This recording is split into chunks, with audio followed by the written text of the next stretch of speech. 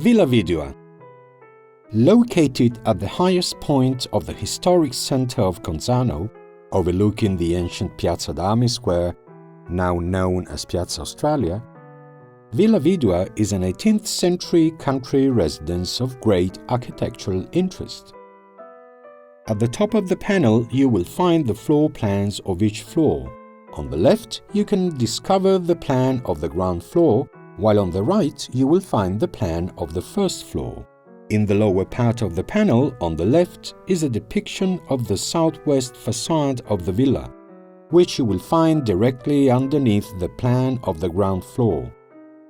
In the center you will find the key, while on the right you can find some essential historic information about the building. The building features some very distinctive architectural elements, but the name of the architect who designed it is still unknown.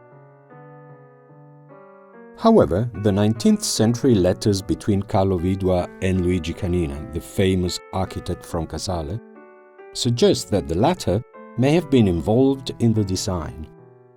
The main body of the villa extends across 3 different levels, 2 of which are open to visitors, the ground floor and the first floor. The tactile panel can be found on the ground floor, under the external vaulted arcade on the main side of the building.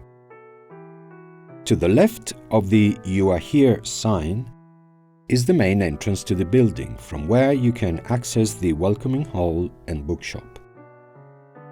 Starting from this hall, you can follow the recommended itinerary, which leads to 3 exhibition halls. From the last hall on the left, you then retrace your steps to the first hall, where, located higher up on the right, is a flight of stairs that leads to the floor above. The first floor is accessed through the entrance of the small Chinese exhibition hall. To reach the next hall, you will need to follow a wide corridor, also with a vaulted ceiling, that overlooks the arcade on the floor below. This corridor takes you to a large exhibition hall on the left, which in turn leads to a smaller hall that is used for educational activities and cultural events. The interior of the building is extremely interesting for the rich frescoes that adorn every room. The frescoes were mostly painted by Pietro Ivaldi, known as Il Muto, the Mute, an artist from the province of Alessandria. These pictorial decorations reach their apex in the so-called Chinese Hall, which takes its name from the eastern scenes that cover the walls. Decorated from floor to ceiling, the Chinese Hall is a perfect example of the 18th century fascination with chinoiserie in the Orient, which the people of the time saw as an intriguing and mysterious place of epic voyages and adventures. In a refined and elegant manner, the frescoes tell the tale of curious meetings between ladies and knights, set against a landscape of pagodas. The hall has been enriched further by a vaulted ceiling, which is also mainly frescoed in gold colors, enveloping the visitor, almost as if they too are part of the narrative. This room is believed to have been Count Carlo Vidua's study.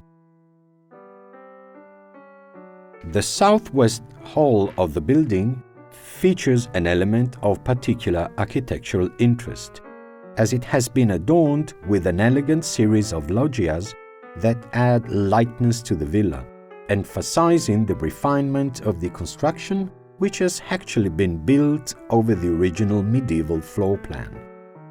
In correspondence to the ground floor, in the central area of the building, the arcade has been finished with 2 large archways, whereas the 2 upper levels are punctuated by a series of large arched windows that flood the interior with an intense natural light.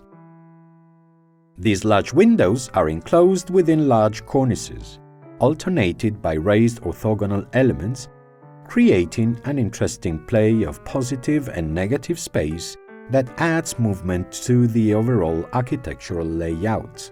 These mural elements continue along the left side of the wall, where there is a small tower with a staircase, which is just slightly taller than the central body of the building. In this case also, the staircase has been given a more airy feel by the large arch-shaped openings with glass windows. Whereas the right side of the building has smaller windows, leaving the facade of this section of the building almost completely clean and free of any ornamental architectural elements. Villa Vidua still preserves its original beauty thanks to the accurate renovation works commissioned by the council after they purchased the building in 1996. Once the restoration works were completed, the spaces in Villa Vidua started being used for conferences and cultural events. Count Carlo Vidua. Born on the 28th of February 1785, Carlo Vidua, Count of Conzano, was a tireless traveller. He visited the 5 continents, arriving all the way to the Far East, where he died in 1830. In fact, he travelled constantly throughout Europe, Asia, the Middle East, North Africa, America, and the Far East. But he was not merely a traveller, he was also a fine scholar, explorer, archaeologist, and collector. Everywhere he went, he would buy and collect every kind of object or souvenir that fascinated him or reminded him of the places he had been. Then he would send them back to his family in Conzano. An enormous patrimony of objects, books and souvenirs which can now be found in Piedmont, split between the Turin Science Academy, the Civic Museum and Casale Monferrato Library. Among Carlo Vidua's numerous voyages was an adventure in Egypt at the end of 1819 to the early 1820s, indelibly linking his name to the historic events that led to the founding of the Egyptian Museum of Turin. In Cairo, he met a compatriot, Bernardino Drovetti, one of the most influential men in Egypt, and was so amazed by the variety of his collection that he set in motion a series of maneuvers aimed at persuading the House of Savoy to purchase the artifacts. Proving himself to be an able diplomat, he moved on to France.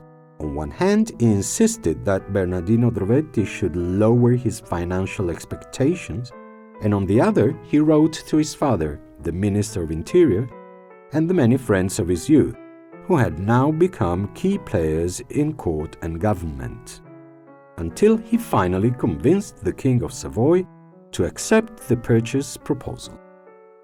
In his letters, Vidua attempts to persuade the Turin authorities that the requested sum is too high, while at the same time convincing Drovetti to draw up an accurate inventory of the objects he intends to sell.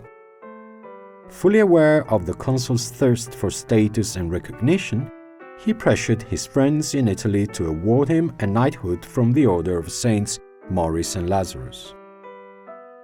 Carlo Vidua's far-sighted vision and ability were further demonstrated by the inauguration of the Turin Egyptian Museum in 1824.